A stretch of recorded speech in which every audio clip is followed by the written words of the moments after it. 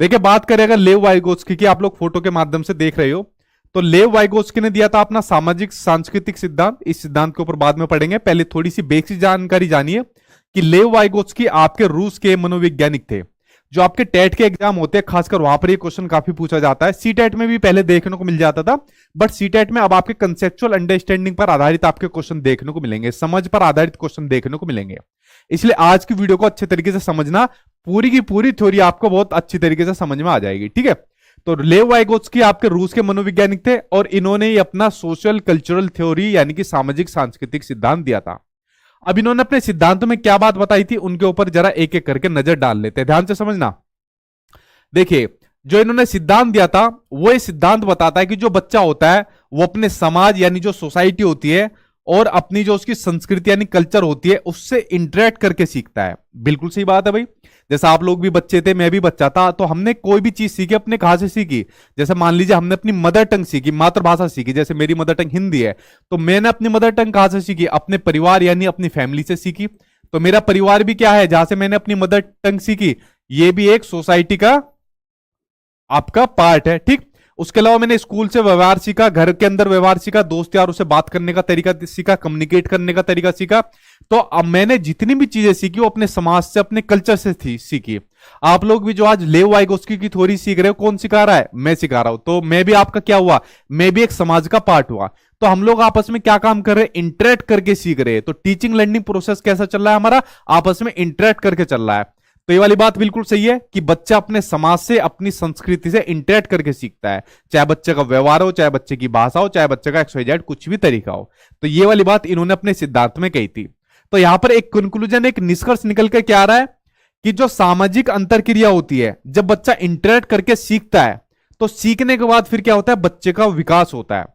देखिए मैंने आपको जीन पियाजे की थ्योरी बताई थी, कॉग्निटिव डेवलपमेंट थ्योरी बताई थी, तो उसके अंदर मैंने क्या बताया था कि जीन पियाजे कहते हैं कि पहले बच्चे का विकास होता है और उसके बाद उसकी लर्निंग होती है। पियाजे साहब क्या कहते हैं, जो जीन पियाजे है वो कहते हैं कि पहले बच्चे का विकास होता है और उसके बाद क्या होती है, लर्निंग होती है, यानी कि अधिगम होता है, यानी बच्चा सीखता है। पहले इन्होंने विकास की 4 अवस्थाएं बताई थी आपकी, pre sensory motor, pre operational, concrete और फॉर्मल। जैसे जैसे बच्चे का विकास होता रहता है वैसे वैसे वो चीजें सीखता जाता है। बट इन्होंने कहा कि बच्चा पहले सोशल इंटरेक्ट करके चीजें सीखता है और बाद में विकास होता है। मतलब अपोजिट यहां पर धारणा देखने को मिलेगी। आपके एग्जाम में कई क्वेश्चन पूछे जाते हैं जीन पियाजे और वाइगोत्स्की के जो बीच में डिफरेंस देखने को मिलता है, अभी आपको वीडियो के एंड में और आपको देखने को मिलेंगे, ठीक है। तो आप लोग समझ गए लेव वाइगोत्स्की की बात कि बच्चा जो होता है अपने समाज से, अपनी संस्कृति से इंटरेक्ट करके सीखता है और उसके बाद फिर उसका बच्चे का विकास होता रहता है। ये वाली बात इन्होंने अपने सिद्धांत यानी कि सामाजिक सांस्कृतिक सिद्धांत में कही थी। आप लोग देख भी रहे हो कि बच्चा इनके सिद्धांत से पता चल रहा है, सोशल कल्चरल थ्योरी यानी सामाजिक सांस्कृतिक सिद्धांत, बच्चा अपने समाज और संस्कृति से इंटरेक्ट करके सीख रहा है। ये वाली बात इनके सिद्धांत खुद ही कह रहा है, ठीक। चलिए बढ़ते हैं आगे, और कौन कौन से कंसेप्ट है जो इसके सिद्धांत के अंदर कहे हुए हैं उनके ऊपर एक बार नजर डाल लेते हैं। देखो वाइगोत्स्की के 2 महत्वपूर्ण कंसेप्ट है, जिनमें से पहला है आपका ZPD, जिसको कहा जाता है जोन ऑफ प्रोक्सिमल डेवलपमेंट, समीपस्थ या निकट विकास का क्षेत्र, यानी विकास के जो नजदीक का क्षेत्र है उसकी बात करता है आपका ZPD। अब इसको ज्यादा ध्यान से समझना, एक ही बारी में आप लोग समझ जाओगे। देखिए एक होता है वास्तविक विकास जो रियल डेवलपमेंट होता है, और एक होता है आपका संभावित विकास। तो वास्तविक विकास और संभावित विकास के बीच का जो डिफरेंस होता है, जो अंतर होता है, वो होता है आपका जोन ऑफ प्रोक्सिमल डेवलपमेंट। अब ये कैसे होता है, देखिए ध्यान से समझना। जैसे मान लीजिए सीटेट के एग्जाम में आप सभी को पता है कितने नंबर चाहिए पास होने के लिए, तो सीटेट के एग्जाम के लिए आप सभी को 90 नंबर चाहिए होते हैं पास करने के लिए, ठीक है। कैटेगरी वालों की बात नहीं कर रहा मैं, सभी की बात कर रहा हूं, जनरल वालों की। तो सीटेट में पास होने के लिए 90 नंबर चाहिए। बट आप लोग जो भी मॉक टेस्ट प्रैक्टिस कर रहे हो या किसी ने पहले भी सीटेट का एग्जाम दे दिया हो, बेचारा फेल हो गया हो, तो उसके नंबर मान लीजिए किसी के 80 आ रहे हैं, किसी के 81 वगैरह आ रहे हैं, तो इतने नंबर लेकर आ रहा है।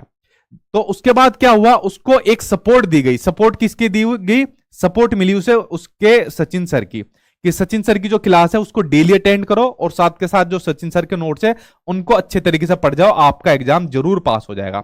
तो जब बच्चों को सपोर्ट मिली तो धीरे धीरे बच्चे का ग्राफ बढ़ता गया और अपना बच्चा एग्जाम को क्वालिफाई कर गया, यानी जो एक स्कोरिंग जो आपका एरिया था बच्चा उसको क्रॉस कर जाता है। तो देखिए जो बच्चे का यहां पर रियल डेवलपमेंट था, जो वास्तविक विकास था, वो कितना था, वो यहां पर था 80 81, जो भी वो नंबर लेकर आ रहा था, ये बच्चे का वास्तविक विकास था। संभावित विकास कितना चाह रहा था कि 140 तो लेकर ही आने हैं मुझे, और उसके बीच का जो अंतर है यही आपका जोन ऑफ प्रोक्सिमल डेवलपमेंट है, समीपस्थ विकास का क्षेत्र है। और जो जोन ऑफ प्रोक्सिमल डेवलपमेंट तक पहुंचा जाता है, कैसे पहुंचा जाता है? सपोर्ट के थ्रू। जब कोई सपोर्ट करता है, मध्यस्थता करता है, आपस में कोलैबोरेटिव करता है, उसके माध्यम से उस विकास तक पहुंचा जाता है। जैसे यहां पर सचिन सर की वीडियो और नोट्स के माध्यम से बच्चा एग्जाम को पास कर जाएगा। ठीक है, तो ये होता है जोन ऑफ प्रोक्सिमल डेवलपमेंट की बात करता है। ठीक, तो प्रोक्सिमल आपका क्या होता है? प्रोक्सिमल आपका ऊपर का लेवल होता है, आपके सीटेट के एग्जाम में पूछा जा चुका है। ठीक, तो इन दोनों के डिफरेंस को आपको जोन ऑफ प्रोक्सिमल डेवलपमेंट कहते हैं। ये कंसेप्ट आपका समझ में आ गया? आगे देखते हैं। अगला है आपका स्कैफोल्डिंग। स्कैफोल्डिंग जिसको हिंदी में पार्ट या फिर ढांचा के नाम से जाना जाता है। देखिए सिंपल सा समझना, स्कैफोल्डिंग कहते हैं जो वयस्क होते हैं, जो एडल्ट लोग होते हैं, बड़े होते हैं, उनके द्वारा जो टेम्परेरी हेल्प या फिर जो टेम्परेरी गाइडेंस दी जाती है उसको कहा जाता है आपका स्कैफोल्डिंग, उनको कहा जाता है। फॉर एग्जाम्पल के लिए जैसे छोटे बच्चे थे जब आप लोग, तो आपने साइकिल चलाना सीखा, मैंने भी सीखा, तो क्या एकदम साइकिल चलाना आ गया? एकदम बैलेंस बनाना आ गया? बिल्कुल नहीं आया। तो साइकिल चलाने के लिए सबसे पहले हमको सपोर्ट मिला, टेम्परेरी सपोर्ट मिला। हमारे मम्मी पापा ने आके सपोर्ट दे दिया थोड़ा बहुत, या फिर हमारे बहन भाइयों ने आके साइकिल का सपोर्ट दे दिया, ताकि हमको बैलेंस बनाना आ जाए और फिर हम साइकिल चलाना सीख जाए।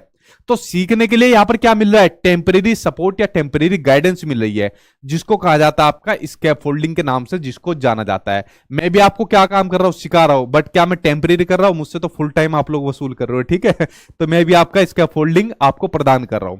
उसके अलावा स्कैफोल्डिंग को देता कौन है भाई? जो स्कैफोल्डिंग दे रहा है, टेम्परेरी हेल्प आपको दे रहा है, तो वो आपका एडल्ट देगा, यानी आपसे बड़ा ही देगा। जिसको आपसे ज्यादा नॉलेज होती है, वो बड़ा आपका पेरेंट्स हो सकते हैं, माता पिता हो सकते हैं, आपका टीचर हो सकता है, जैसे मैं हो गया आपको दे रहा हूं, आपका टीचर हो सकता है, आपके फ्रेंड्स हो सकते हैं, आपके वो आपके बहन भाई हो सकते हैं। छोटे बड़े से मतलब नहीं पड़ता, बस उनको नॉलेज ज्यादा होनी चाहिए, तो उनको कहा जाता है आपका MKO, मोर नॉलेजेबल अदर, जिनको आपसे ज्यादा नॉलेज है, जो आपको स्कैफोल्डिंग देते हैं, टेम्परेरी गाइडेंस देते हैं। तो एक कंसेप्ट आपके यहां तक क्लियर हुए? चलिए बढ़ते आपके आगे, आपके अगले पॉइंट के ऊपर। तो यही मोटी मोटी बात है, और सबसे ज्यादा पेपर में यही आपकी चीजें पूछी जाती है जो मैंने आपको अभी तक बताई है। अब देखिए भाषा पर इनके क्या विचार थे, उनके ऊपर नजर डालते हैं। खास तौर पर ध्यान से सुनना, भाषा पर इनके विचार, क्योंकि एक नंबर का जो सीडीपी का क्वेश्चन आएगा, जो चीज मैंने आपको शुरुआत में बता दी है बेसिक, बस यही सा आपका आएगा। लेकिन एक नंबर का क्वेश्चन जो आपका लैंग्वेज में पूछा जाता है, वो आपको यहां से देखने को मिलेगा। ठीक, अब देखिए भाषा पर इनके क्या विचार थे। देखिए लेव वाइगोत्स्की ने 3 चीजों को बड़ा महत्वपूर्ण माना था।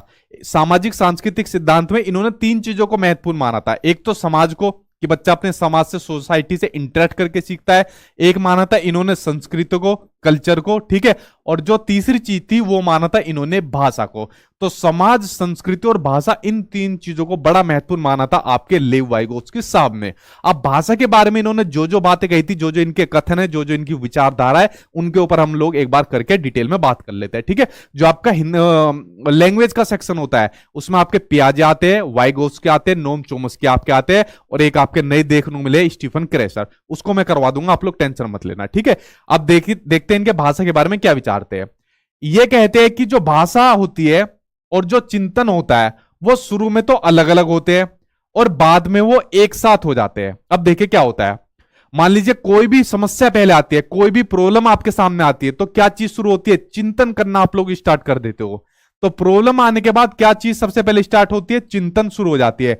मैं कहूंगा बताओ भाई सीटेट में कैसे 140 नंबर आप लोग लेकर आओगे? तो आपके सामने प्रॉब्लम आ गई, प्रॉब्लम आने के बाद आप लोग अपने माइंड के अंदर चिंतन करना, यानी थिंकिंग करना स्टार्ट कर दोगे।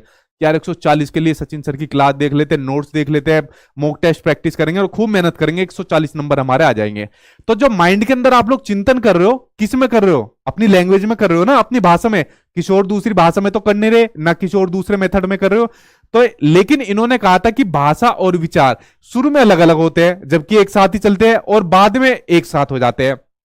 अब हमको बेसिकली इनकी विचारधारा के अनुसार चलना है, क्योंकि पेपर में पूछा जाता है लेव वाइगोत्स्की के अनुसार, अपने अकॉर्डिंग हम नहीं चला सकते। ठीक है, तो इनके अनुसार आपको यही चीज माननी है कि भाषा और चिंतन शुरू में अलग होते हैं, लेकिन बाद में वो एक हो जाते हैं जब बच्चा बड़ा हो जाता है। ठीक, उसके अलावा इन्होंने कहा था कि पहले भाषा आती है। अगला स्टेटमेंट देखते हैं इन्होंने क्या कहा था। वाइगोत्स्की ने कहा था कि पहले तो भाषा आती है और बाद में विचार आता है, जबकि जो इनके अपोनेंट थे जीन पियाजे साहब, तो जीन पियाजे ने कहा नहीं, आप गलत बोल रहे हो। ठीक है, ये बात गलत है। पियाजे ने कहा था कि भाई पहले विचार आता है बच्चे के माइंड में, और विचार के बाद फिर भाषा आती है। एक दूसरे की काट करने पर ये दोनों के दोनों लगे रहते थे, और इसका फायदा जो सीबीएसई वाले वो काफी उठाते हैं यहां पर एग्जाम में क्वेश्चन देने पर। ठीक है, तो इनके जो भाषा और विचार है उसमें डिफरेंस देखने को मिलता है, इनकी आइडियोलॉजी के अंदर डिफरेंस देखने को मिलता है। एक कहता है पहले भाषा आती है उसके बाद विचार आएगा, ठीक, दूसरा कहता है नहीं पहले विचार आएगा उसके बाद भाषा आएगी। तो ये डिफरेंस इनके अंदर देखने को मिलता है। उसके अलावा अगला पॉइंट देखते हैं, भाषा के संबंध में इन्होंने क्या कहा है। इन्होंने कहा इसके ऊपर भी वेरी वेरी इंपोर्टेंट लगाना कि जो भाषा होती है वो जो आपका कोग्निटिव डेवलपमेंट होता है, संज्ञानात्मक विकास होता है। जीन प्याजे के अंदर मैंने आपको पूरी थ्योरी पढ़ाई थी, नहीं पढ़ी तो जाके देख लेना यूट्यूब के ऊपर, कि भाषा होती है वो आपके कोग्निटिव डेवलपमेंट को महत्वपूर्ण और आपके सुगम बनाती है। अब देखें, जो भी बच्चे का कोग्निटिव डेवलपमेंट होता रहता है, संज्ञानात्मक विकास होता रहता है। संज्ञान का मतलब क्या होता है, किसी भी चीज को जानना।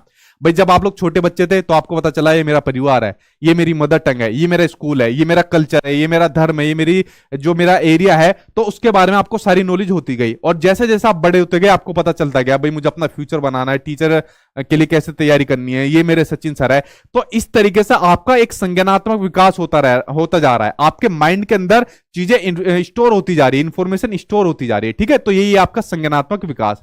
तो जो आपके माइंड के अंदर ये संज्ञानात्मक विकास हो रहा है, क्या बिना लैंग्वेज के पॉसिबल है? आप लोग खुद सोच कर देखिए, क्या बिना लैंग्वेज के आपका संज्ञानात्मक विकास हो जाएगा? बिल्कुल नहीं हो जाएगा। सोचो अगर मैं बोलूं ही ना, अपनी भाषा का प्रयोग ना करूं, तो संज्ञानात्मक विकास हो पाएगा? लेव वाइगोत्स्की की थ्योरी को आप लोग समझ पाओगे? नहीं समझ पाओगे। ठीक है, कुछ गधे मत बोल देना सर किताब पढ़ लेंगे, ठीक है, थोड़ा यहां पर समझना। तो इसलिए भाषा को बड़ा महत्वपूर्ण माना गया है कोग्निटिव डेवलपमेंट के लिए। तो कोग्निटिव डेवलपमेंट के लिए इसको बड़ा महत्वपूर्ण माना गया है, और इसको फैसिलिटेट बनाती है, सुगम बनाती है, इसको सरल बनाती है, और उसके अलावा कोग्निटिव डेवलपमेंट को एक गाइड भी करती है कि भाई इस तरीके से अपने माइंड के अंदर आप इंफॉर्मेशन को स्टोर करिए। तो ये कुछ महत्वपूर्ण पॉइंट थे जो आपके एग्जाम में पूछे गए थे, जो मैंने आपको बता दिए कि भाषा से संबंधित जो इनके विचार थे।